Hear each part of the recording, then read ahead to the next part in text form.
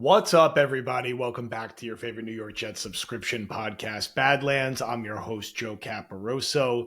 Second night in a row with a little bit of, I'll call it the insomnia hour pod, late night recording. I feel like we've done a version of this podcast every year during the first week of free agency. There's usually one day early in free agency where the Jets are particularly quiet and everyone is understandably anxious about that.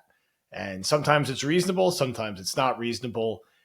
I think we just talk it through with where they're sitting right now. We're going to run through the current depth chart, going to answer a couple questions from the Discord, and going to speak to the state of everything going into Wednesday. Because since we've recorded last, of course, the second after I finished recording with Dalbin, the Jets signed Andre Cisco to be their new free safety, a move I actually like a good amount, more so than the move to sign Stevens. I think Cisco is exactly the kind of player you take a short-term, low-money swing at, who brings a certain skill set they haven't had for a while. And I think with the right coaching, with his athleticism, he could be someone who is a very solid plug-and-play starter, and at a minimum, an upgrade to what they had last year. So you like the style of play, some of the physicality will bring, but also having some of that range and athleticism on the back end. And a young guy, at 25 that they're betting on upside on. So a smart signing, like it more than Stevens, but that's really been it, right? It's been Cisco, it's been Stevens, and it's been Justin Fields.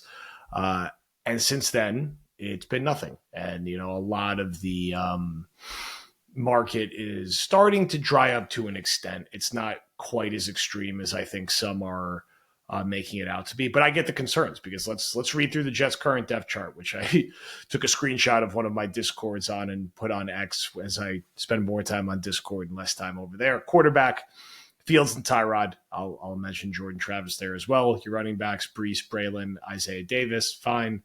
Feel good about that. If they have a fullback, they added Beck. Tight end, the only tight end on the roster right now is Ruckert.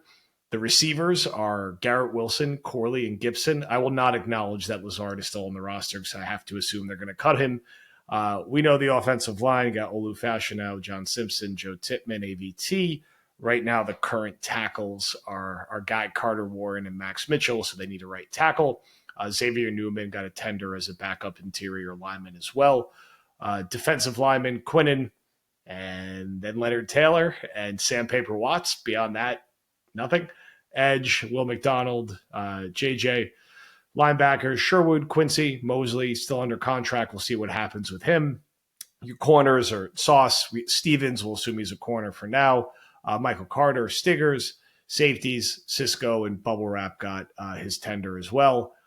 Believe Morstead is still under contract as the punter, although it feels like punter and kicker, which is not, doesn't have anyone at the moment, could still be fluid. So look, the Jets need 2 to 3 pass catchers across tight end and receiver, without a doubt. You can't just go into the draft with this current collection of people. You need to add some veterans, whether that is via signing or via trade.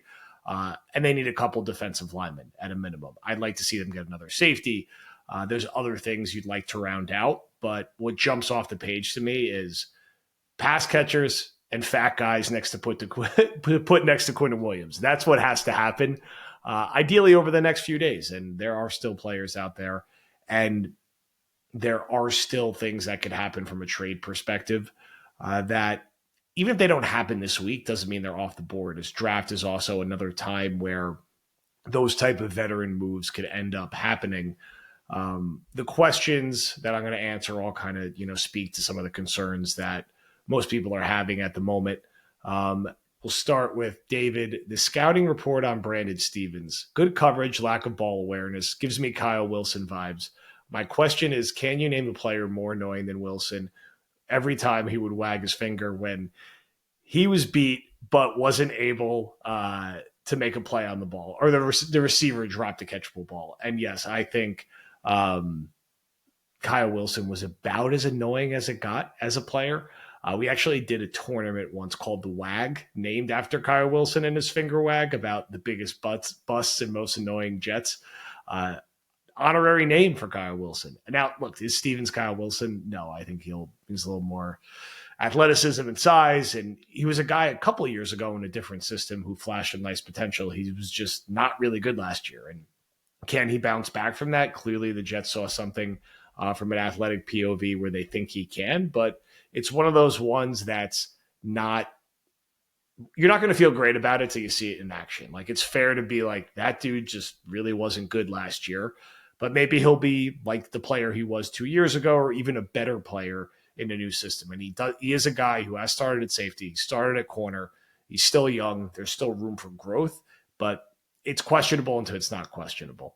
Next one from Revo, man. Any receivers you can see Moods trading for? Sutton. I've seen Sutton's name mentioned a few times. I don't know why, Denver would necessarily be in a rush to like trade that dude. I think he, played very well last year. When he's healthy, he's always been productive. He's a name we've talked about a lot here because I like the player. If you're in Denver's situation, are you in a rush to get rid of big rangy targets for your young quarterback in Bo Nix? I would love if they traded for him. I just don't know if it's something that I'm expecting. There's a lot of rumblings. Could Olave be a guy they trade for? I mean, Olave's awesome. He just has very serious concussion concerns, and you can't bet on him being available. Now, you might be able to get him for a severe discount for that because of that. So, like, trading a fourth or a fifth for Olave, where if he's healthy, like, he is a very good, legitimate starting receiver, but he could be one hit away from being like done. It's not the craziest thing in the world. I wouldn't write that off happening. We've also talked about them looking at the tight end trade market. Goddard could be out there for a day 3 pick. Meyer could be out there for a later day 3 pick. Both of those are things that should absolutely be under consideration for the Jets. They need veteran outlets and veteran pass catchers for Justin Fields, and they need to get more tight end. And look, the tight end plan very well may be bring Conklin back on reasonable money. He is still out there, and then draft Tyler Warren. And, if you have a tight end room of Warren, Conklin, and Ruckert, you feel pretty good about that. Like, that is Conklin at the 2 and Ruckert at the 3. When you have a guy like Warren who can play all 3 downs and be a little more dynamic in the pass game, and you're going to run a lot of 12 personnel, you feel pretty good there. But the Jets got to get a veteran before they get to the draft. They also don't know for sure they're going to end up with Warren because they have a huge need at right tackle, and may also take Mason Graham if he's there because they still have a huge need on defensive line. Next question from Davey Knuckles. In opinion, I don't think we're good enough at the moment to really care about comp picks. We need starters still, and if they're out there to be had, get them and screw the pick. We don't have the depth where we can elevate backups to starters yet the way Philly does, where they move off a player basically guaranteeing their pick. Goddard and Reddick as examples. I don't mean we should be ignoring this completely, but passing on potential starters because we might get a pick next offseason is silly to me. I do generally agree with a lot of this, right? I think it is good to get comp picks. It's always good to have more draft picks. But I think, like anything, there's a fine line. And the Jets, until they make some more moves, which they can do the second I stop recording this podcast because it's Tuesday night of week 1 of the league year and there's plenty of time left, are flirting with the line right now because they don't have enough credible players who can start, right? They have one NFL receiver on their roster right now, Garrett Wilson, and they have like half of an NFL tight end on their roster in Jeremy Ruckert, and they have no defensive lineman to put around Quinn Williams. Leonard Taylor, fine. He's like rotational player. Maybe you could get that from Watts too, but they need more veterans who could come in and chew up reps, even if that costs them a comp pick down the road. You don't want to get too excited because even if you're a good GM, like these day 3 picks end up being a lot of dart throws. The good ones are able to hit more dart throws than the others. But I do agree in not being like, well, we're not going to sign anybody and we're just going to start Malachi Corley and Xavier Gibson in 3 wide sets because we're going to get, a 5th round comp pick because for whatever reason, Solomon Thomas and Javon Kinlaw are getting silly money.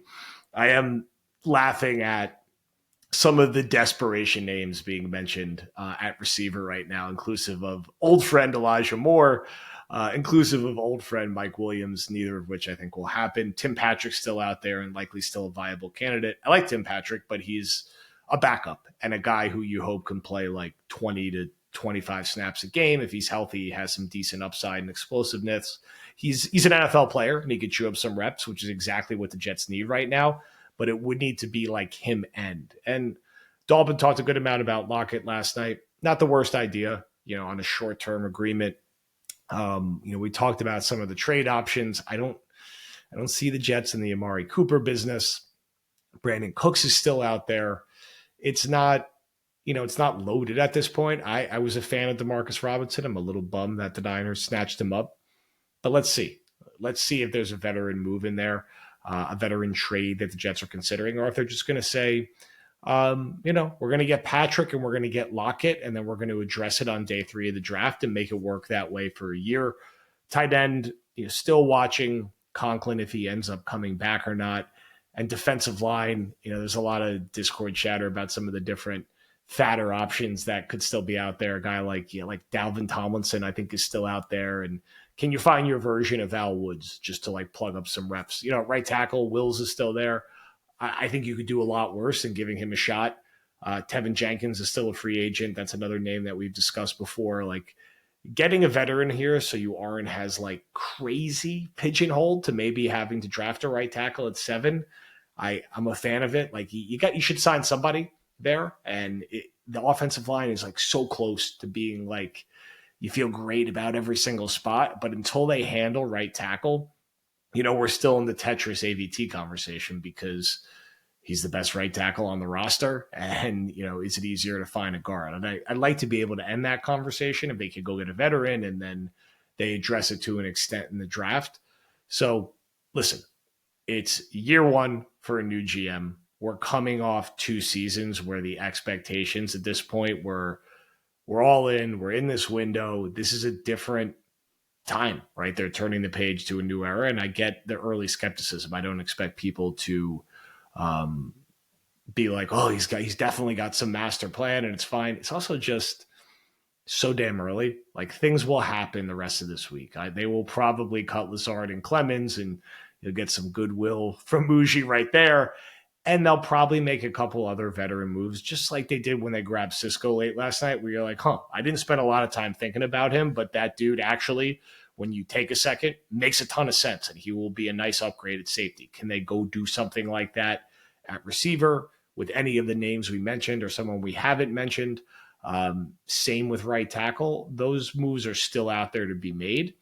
If I'm recording tomorrow night with Connor and nothing has still happened and some of the names I mentioned are off the board, I'm going to get some of the panic to continue a little bit without totally freaking out, because the draft is still upcoming in 5 or 6 weeks. And beyond drafting players, there are moves that happen around draft weekend. So what I would say to Jet fans is take a deep breath. It's very early in the league here.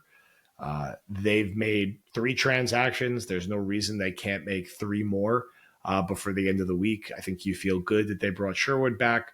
I think most of us expected Fields and get it and see the vision there and think of the available options that it was probably the best one. Stevens is the one that everyone's going to be skeptical of until he proves otherwise. And I think Cisco's a very solid signing at safety. And look, maybe they add another body at safety still before they go into the draft. So it's there's still concerns at pass catcher. There's still concerns at defensive line. There are still paths to address those concerns along with right tackle. So hang in there, Jet fans. We'll be back on the feed tomorrow. I am sure there'll be some other moves where we're talking about, but if not, we'll just be back with more therapy. This is what we do. So thank you, everybody. And we will talk to you soon.